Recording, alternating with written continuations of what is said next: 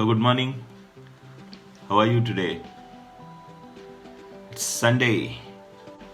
So I welcome you all in Say Hi at Fire Challenge, Day 35. 35 दिन का सफ़र और हर दिन वही चुनौती. जैसे मैंने कल कहा कि कल मेरे साथ ही हुआ कि मुझे लगा था मैं 4 बजे का अलार्म लगा के उठ जाऊंगा, लेकिन मैं नहीं उठ पाया और मतलब स्टॉप कर दिया, स्नूज भी नहीं किया था. और फिर उसके बाद जो गड़बड़ हो गई वो हो गई.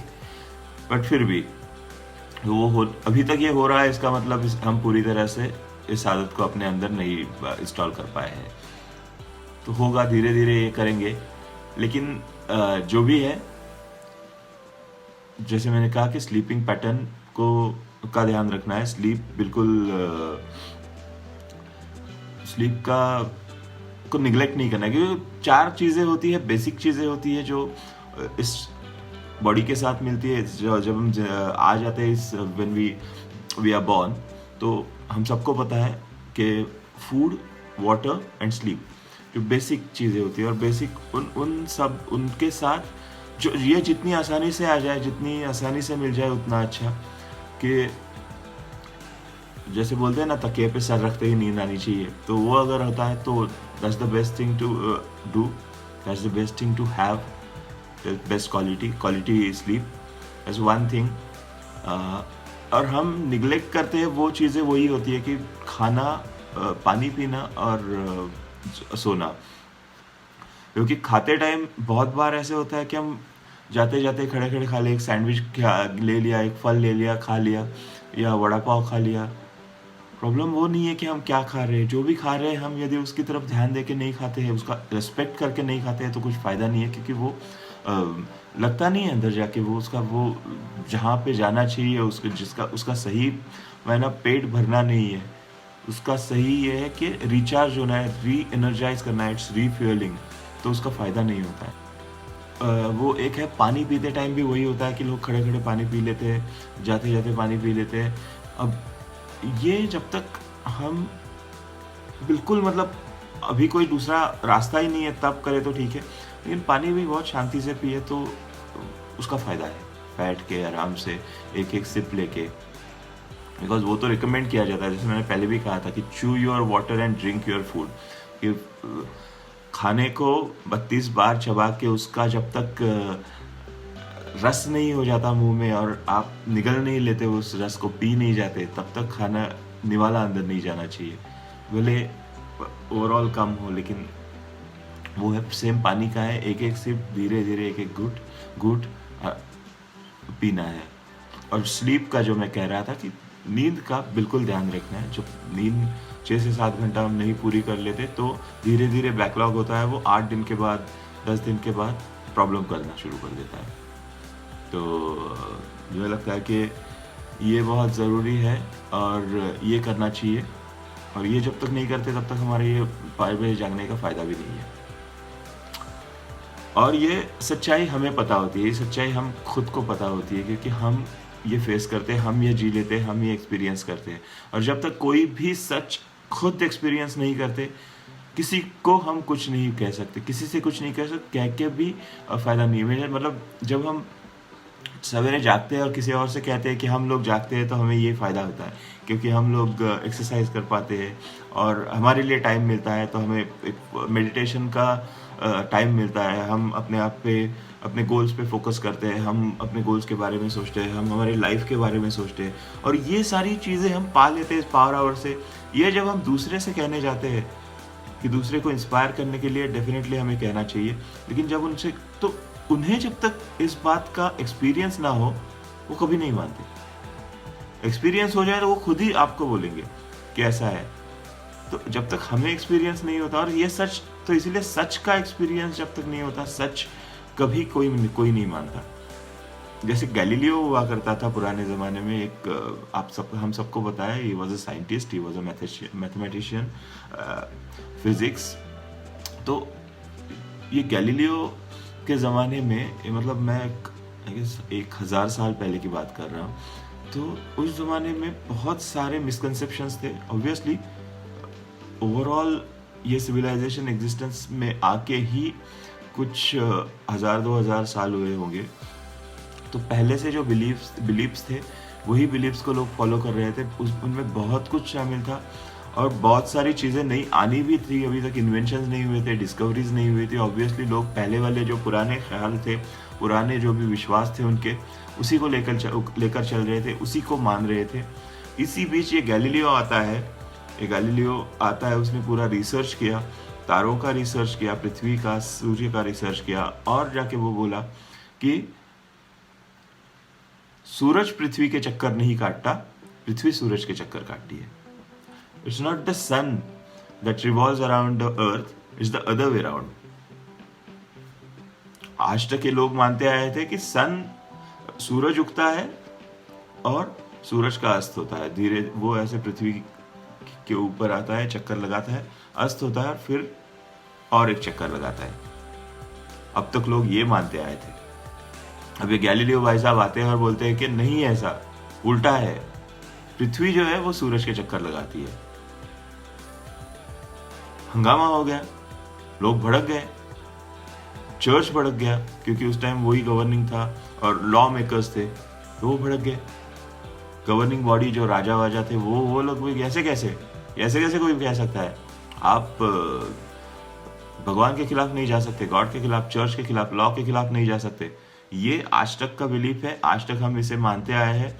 ये हमारे ईश्वर का आदेश है। आप ईश्वर के आदेश को इस तरह से झुठला नहीं सकते। ये कैसे किया, तुम कैसे बोल रहे हो? वो बोला मैंने तो इसके ऊपर काफी रिसर्च किया है, ये सच है, ये सच्चाई है। नहीं, हम मानने को तैयार नहीं है तुम्हारे रिसर्च, बिल्कुल नहीं। अब इसे सजा होनी चाहिए, या और सजा से अगर बचना है तो माफी मांगो। माफी क्या मतलब? नहीं, माफी मांगो तुम। तो फाइनली वो अकेला और ये सारे लोग क्या कर सकता था? और रिसर्च भी प्रूव करने की कोशिश करता, कुछ फायदा नहीं था, लोग उसकी सुनने को तैयार नहीं थे। तो बोला ठीक है, मैं माफी मांग लेता हूं। लेकिन मेरे माफी मांगने से सच नहीं बदला, सच बदल नहीं सकता। मैं माफी मांगता हूं, लेकिन सच्चाई जो है वो बदलेगी नहीं, सच्चाई वही रहेगी। तो वो बोले ऐसे कैसे? मतलब ये सच्चाई मैंने एक्सपीरियंस की है, खुद ने मैंने जी है, ये सच्चाई मैंने देखा है, दिनों तक देखा है, रातों तक देखा है कि एग्जैक्टली पृथ्वी किस तरह से घूमती है, पृथ्वी किस तरह से, उसके जो चक्कर है वो होते हैं, उसमें क्या क्या बदलाव आते हैं, कौन से समय पे बदलाव आते हैं। सालों तक मैंने स्टडी किया है, मैंने इस सच को जिया है और एक्सपीरियंस किया है, तब जाके मैं ये कह सकता हूँ कि पृथ्वी सूरज के चक्कर लगाती है। माफी तो मांग ली उसने, लेकिन जब उनकी मौत के बाद लोगों को, आगे वाले साइंटिस्ट ने जब इस पे रिसर्च किया, तब जाके पता चला गैलीलियो ही सही था और सारे झूठ मतलब वो उनके पुराने विश्वास के साथ चल रहे थे। और हम सब जानते हैं, कोई भी पुरानी चीज, पुराना विश्वास जब इस तरह से मन को जकड़े रहता है कि वो हमें आगे बढ़ने नहीं देता, कोई नई चीज स्वीकार करने नहीं देता। क्योंकि क्या नई चीज की सच्चाई तब तक मालूम नहीं होती जब तक हम उसका एक्सपीरियंस नहीं करते। जब तक हम 5 बजे नहीं जागते, हमें पता नहीं होता 5 बजे जागने का फायदा क्या है। तो सच्चाई खुद जिएंगे तब तक पता नहीं चलेगा। और यही बात होती है इस पावर आवर की भी, कि इस सच्चाई को हम जीते हैं। हाँ, अब हमारे साथ भी अगर हम ऑनेस्ट रहते हैं, सच रहते हैं, तो ही इसका फायदा होगा, इसका सही इस्तेमाल हम कर सकते हैं। जैसे कि मैं हमेशा कहता हूँ, या रॉबिन शर्मा ने हमें बताया ये सारी चीज़ें, कि इस पावर आवर का सबसे बढ़िया इस्तेमाल कैसे करें।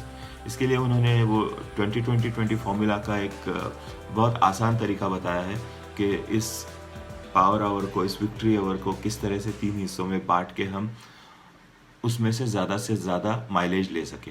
हाँ, ये ज़रूरी नहीं है कि 20 मिनट ही हर चीज़ करें। अगर एक्सरसाइज हम लोग आधे घंटे करते हैं या उससे ज़्यादा करते हैं, तो इट्स अप टू अस। हमें जो करना है, हमें जिससे ज़्यादा फायदा मिलता है वो हमें करना है। क्योंकि एक्सरसाइज हम लोग कितना भी सोचे 20 मिनट में ख़त्म नहीं होता। मुझे तो it takes at least 40 minutes for me. सबके साथ अलग अलग होता होगा, क्योंकि ठीक है अभी तो बारिश है, वॉक के लिए नीचे नहीं जा सकता, लेकिन जो भी घर में करते हैं उसमें भी उतना ही टाइम जाता है। अगर हम लोग वॉक के लिए या जॉग के लिए गए तो और टाइम जाता है, 15 मिनट का तो वॉक एटलीस्ट चाहिए। और बाकी जो चीज़ें हैं जैसे रीडिंग है हो गया है या गोल सेटिंग हो गया, ऐसे ज़रूरी नहीं कि उसी 1 घंटे का ही है, थोड़ा और ज़्यादा समय मिल गया हमें, 1.5 घंटा निकाला, कोई दिक्कत नहीं है। जब तक कि कोई काम नहीं है कि और सुबह का समय उसी के लिए है कि कोई फ़ोन नहीं होता, कोई मेल नहीं होते, किसी को जवाब नहीं देना पड़ता। बहुत रेयरली हालत में ये होता है कि जैसे हम लोग जब शूटिंग के लिए निकलते हैं कभी कभार हमें 5 बजे निकलना पड़ता है, 4 बजे निकलना पड़ता है और 10 फ़ोन चलते रहते हैं, तो उस टाइम की बात अलग है। लेकिन आए दिन तो ये सिचुएशन नहीं होता, दीज आर रेयर सिचुएशंस, और अभी तो आजकल वो भी नहीं हो रहा है। तो जो ये सच्चाई है, मुझे लगता है हमारे साथ जितना ऑनेस्ट रहेंगे हम, तभी इसका ज़्यादा से ज़्यादा फ़ायदा ले सकते हैं। क्योंकि देखिए ना, मैं वही वो कह रहा था कि लास्ट संडे तक हम लोग का ओवरऑल एक लोग ज़्यादा आते थे, 8-10 के आसपास रहते थे। अभी तो मुझे लगता है मुझे 4 दिख रहे हैं और मैं 5वां, मतलब कि मेरे ही घर के 2 है। और तो यही है कि धीरे धीरे जैसे कल भी कहा था कि ये खतरनाक मोड होता है कि ये धीरे धीरे छूटता जाता है, क्योंकि हमें इसकी आदत हो जाती है, हम इसका रिस्पेक्ट करना छोड़ देते हैं।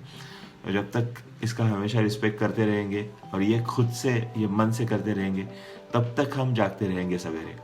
And that is the most important thing कि हम अपने आप से क्या कह रहे हैं, हम अपने आप को क्या दे रहे हैं, और जो दे रहे हैं वो ऑनेस्टली दे रहे हैं, दे पाते हैं या नहीं, या हम मन से मानते हैं कि बस मतलब ऐसे ही मानते हैं कि हाँ, मुझे अच्छा लग रहा है सवेरे उठ के, सचमुच लग रहा है।